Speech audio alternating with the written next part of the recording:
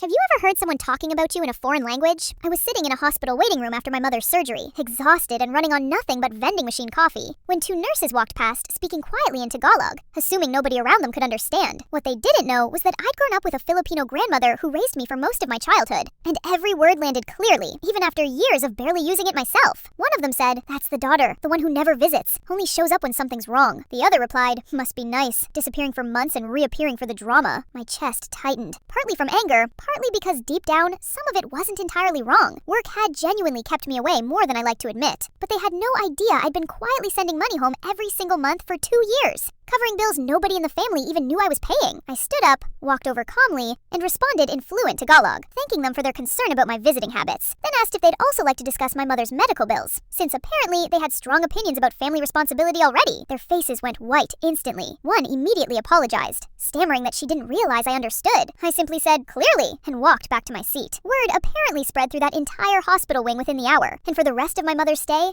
every nurse who walked past treated me with visibly careful politeness. My mother laughed about it for weeks afterward, saying I'd finally used my grandmother's language for something useful. Would you have said something too, or just let it go?